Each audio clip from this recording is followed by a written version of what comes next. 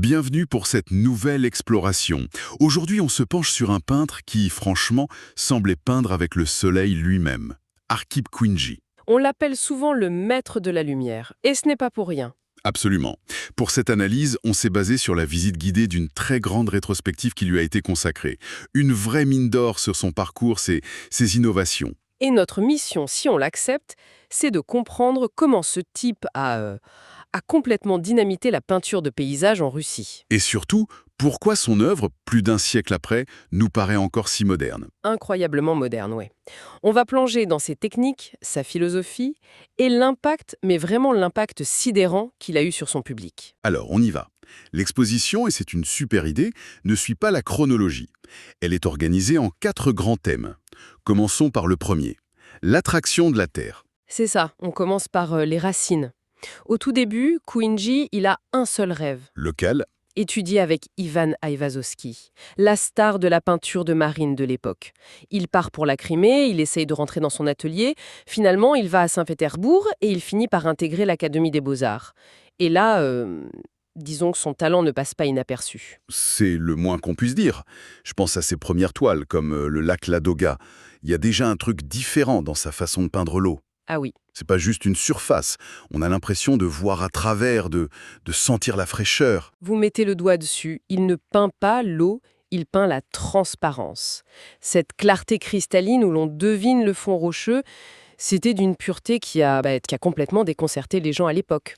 Et la reconnaissance, elle arrive vite. Très vite.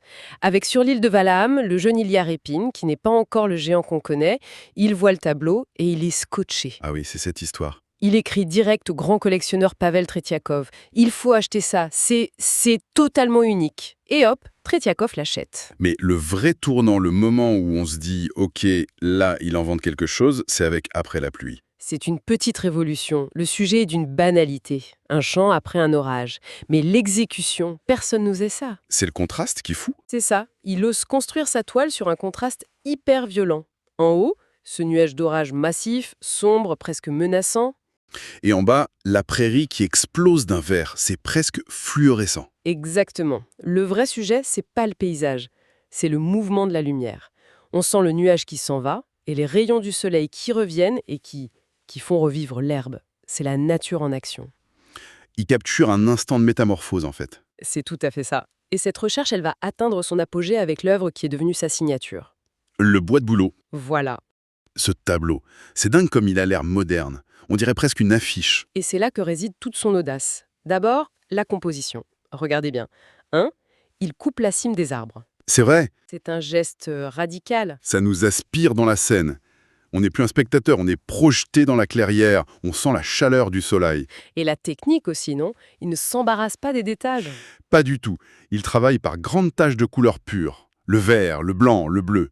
Il simplifie, il synthétise. L'artiste Igor Grabar a écrit qu'après ce tableau, une mode du boulot a déferlé sur les jeunes peintres. Il a ouvert une voie. Complètement.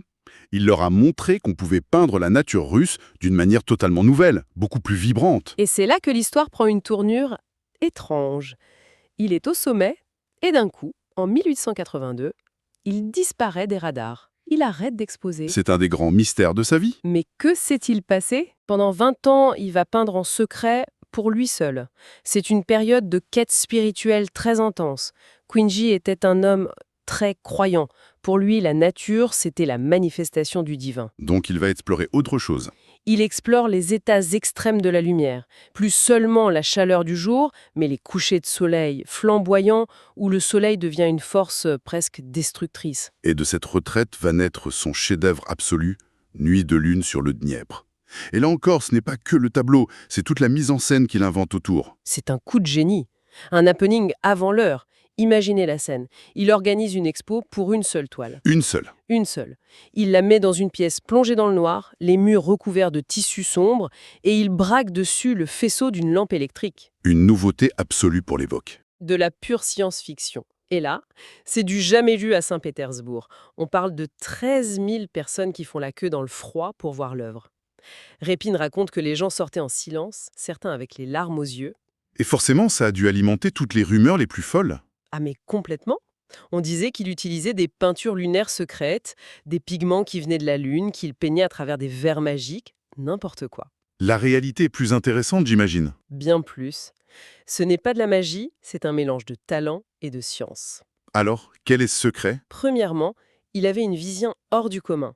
Son œil percevait des demi-teintes que la plupart des gens ne voient pas.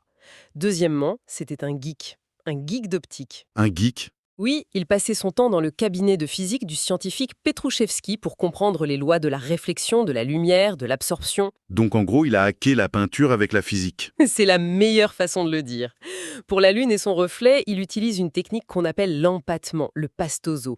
Il met la peinture en couches très épaisses. Et ça change quoi? Quand la lumière de la lampe frappe la toile, elle se réfléchit beaucoup plus sur ces zones en relief. Du coup, on a l'impression que la lumière vient de l'intérieur du tableau. C'est génial! Et pour l'eau qui scintille? Encore plus malin, il gratte la peinture encore fraîche avec un pinceau sec.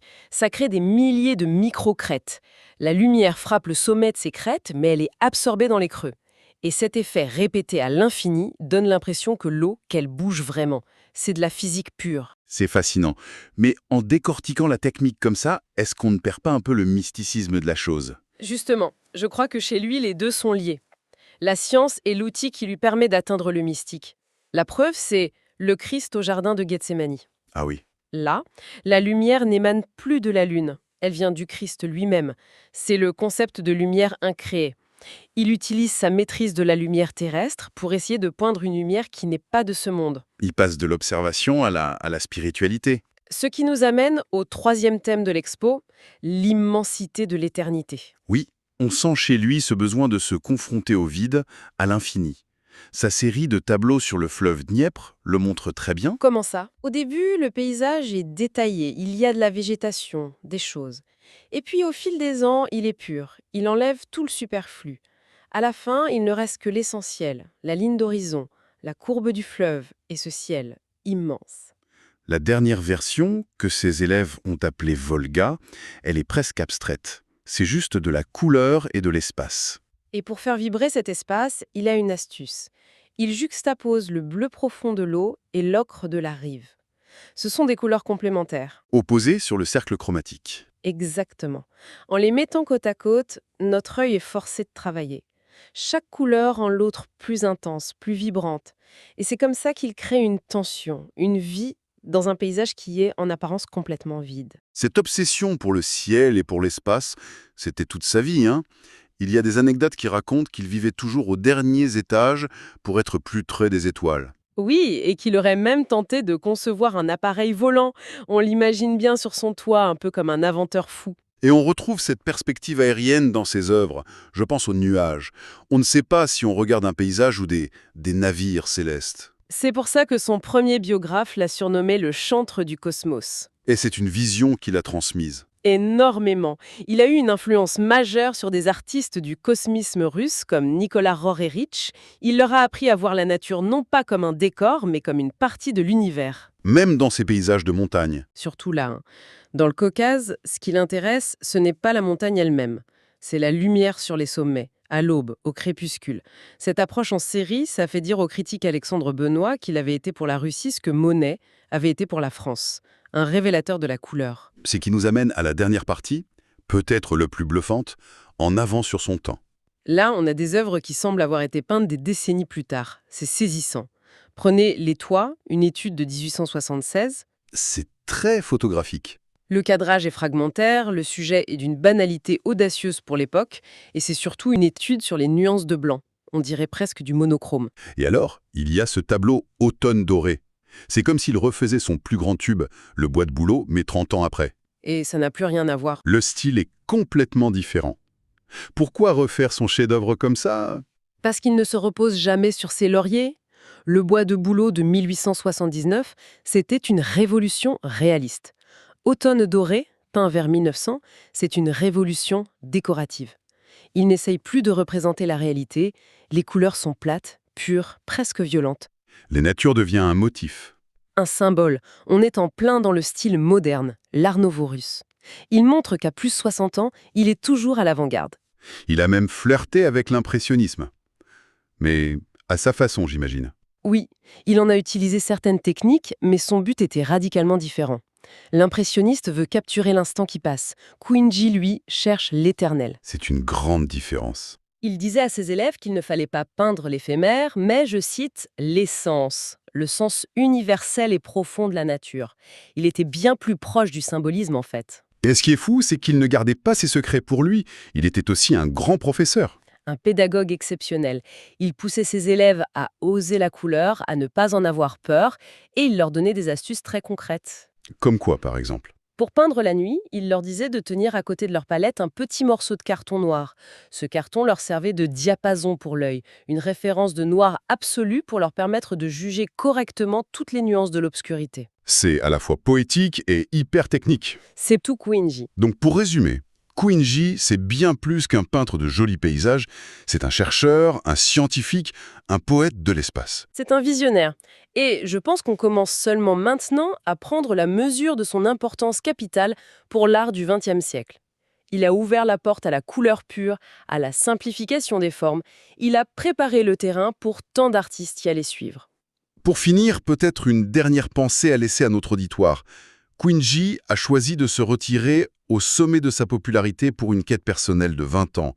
À une époque où la visibilité constante semble être la norme, qu'est-ce que ça nous apprend, le choix d'un artiste qui a préféré le silence et l'exploration intérieure à la reconnaissance publique?